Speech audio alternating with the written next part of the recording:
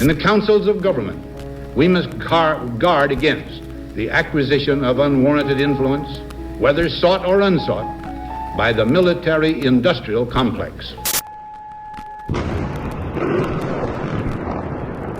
Since 2010, the United States government has spent at least $12 trillion in military spending. To put that in comparison, that is more than the entire GDPs of Canada, the United Kingdom, and France combined. So I'm sure most of you guys who are watching this video are probably middle class, and when you hear something like $12 trillion, you probably think that's a lot of money, and that's even an understatement. So that obviously begs the question, why the hell does the US spend so much on its military? The obvious answer is that the US is generally considered to be the world's policeman, and also to counter the influence of both Russia and China, but that does not explain why for the past 10 years or so, there's been trillions of dollars, money that you and me can't even fathom, is so intensely being put into the military. And that is where the military-industrial complex comes in.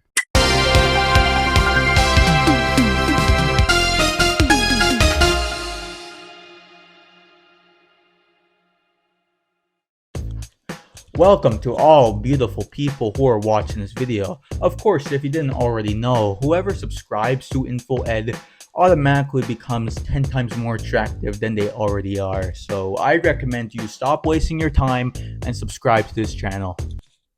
Anyways, what I'm going to be talking about today is the military-industrial complex. You may have heard of it, you may have not heard of it. I like to call it the love triangle between the United States government, the Department of Defense, and military corporations. To pretty much simplify this all, of course, Congress gives funds to the Department of Defense or the Pentagon, and the Pentagon gives special favors to these military contractors or defense contractors, or whatever you want to call them. And these defense contractors give electoral support to US lawmakers. In other words, this is all lobbying. And like I said, with these military contractors giving electoral support to these US lawmakers, with 98% of US lawmakers receiving donations from these defense contractors.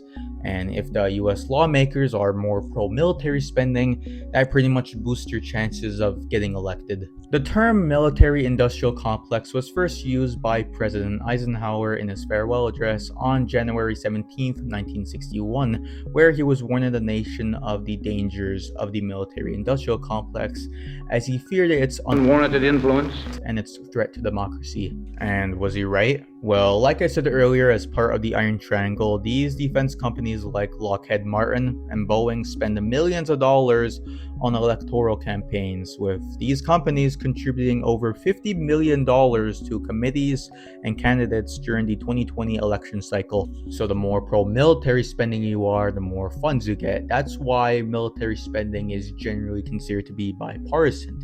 If you don't know what bipartisan means, it's where both Democrats and Republicans can agree on one thing, which in this day of age is practically unheard of. So, with that being said, no matter if you're a left-wing commie or a right-wing fascist, if you support military spending, you will get support from these companies. This in turn makes the government heavily reliant on these contractors for not only electoral support, but also weapons, especially during times of war, which these companies are the biggest cheerleaders of as they profit massively from it. One war I do want to talk about is, of course, the Iraq War and how these defense contractors contributed massively to the war. One of these contractors, of course, I do want to talk about is Halliburton. Halliburton was related to many controversies, especially during the Iraq War, and probably most infamously is the connection between Halliburton and Dick Cheney. As Dick Cheney was CEO of Halliburton before becoming vice president, and around 2003, before the Iraq War even started, the United States government gave Halliburton a $7 billion no-bid contract. No bid basically means that no other company or contractor was even in discussion for this contract other than Halliburton. All of this in simple terms, Cheney, who was former CEO of Halliburton, then becomes vice president. Then the Iraq War starts. The United States government gives Halliburton, who is Cheney's old company, a $7 billion no-bid contract with no other companies even allowed to compete or is even in the discussion for this contract other than Halliburton. And keep in mind, this contract was before the Iraq War even started, so the Cheney-Halliburton connection could have been a big factor to the invasion of Iraq. It's known that the Bush administration was aware that Iraq, before the invasion of Iraq, did not have weapons of mass destruction. And it's also known that Dick Cheney was a huge driving force behind the invasion of Iraq. Halliburton is a oil and gas company, and guess who also has oil?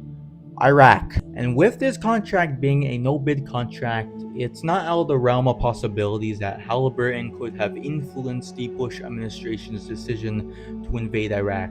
And the cherry on top is that Halliburton was found guilty of overcharging this no-bid contract, but don't worry about it. It wasn't that much money. They only overcharged I don't know, over $100 million. But this isn't too surprising because there's other defense contractors during the Iraq War that were involved in other similar controversies involving overcharging US funds such as KBR, DynCorp, and Raytheon.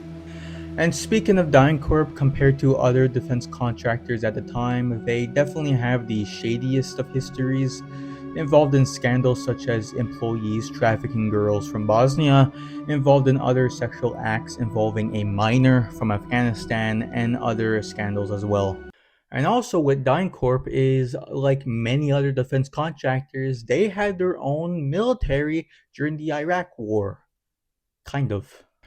Private military contractors to be exact, as their role during the war was to handle logistics and support, but also to train the new Iraqi army and police force. Now, I wouldn't be telling you about private military contractors if there wasn't some level of controversy involved. And yes, one of these private military contractors, Blackwater, was involved in a pretty serious incident going back to 2007. Now, before this incident, these contractors already had a pretty bad reputation among many Iraqis, but the 2007 Nisor Square massacre definitely amplified that view. As on September 16th, 2007, Blackwater employees who were guarding US diplomats opened fire on Iraqi civilians, killing 17. The guards claimed that the killings were in response to an ambush, but further investigations from US officials concluded that the killings were unprovoked.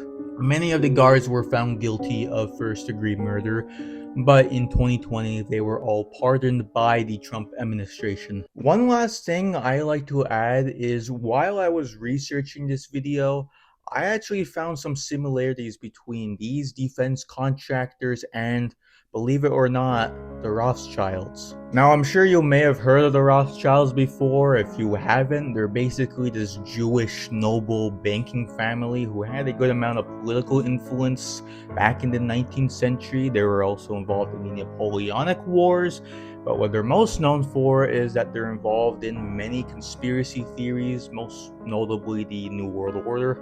But going back to what I said, the Rothschilds and these defense corporations did operate in pretty similar ways as compared to the defense corporations in the Iraq War.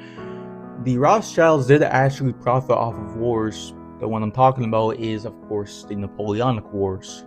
As the British were heavily relying on the Rothschilds during the Napoleonic Wars, not for weapons necessarily, but for funds to aid the British during the war effort. And like the military-industrial complex in the Iron Triangle, the Rothschilds and many governments had a mutually beneficial relationship, as not only did the Rothschilds fund the British in their war effort, but also for the Suez Canal. And with support from the government, the Rothschilds gained significant power through not only Britain, but also a lot in Europe and even some parts of the world as well. But of course, the main similarity between both the Rothschilds and these defense corporations is they both profited off of war. A lot. and they definitely helped fuel both the Napoleonic Wars and the Iraq War for both of their own interest. Maybe I'm reading too much into this, and there's a good chance that I am, but I do think if you compare the two, there's definitely some striking similarities between the two, and there's maybe even more similarities that we do not know about. This video took longer than I originally planned it to. I don't know when this video is going to be released, but it's pretty much comes after 2 weeks after the war in Iran started. Um, we'll see how that unfolds. I want to originally just talk about the Iran war, but I wanted to make a video going more in depth on, how military plays into politics, and I just went down a rabbit hole. But if you do enjoy videos like this, make sure to like and subscribe to the channel. It would really help me out a lot. And I hope you guys enjoyed the video and have yourself a great day.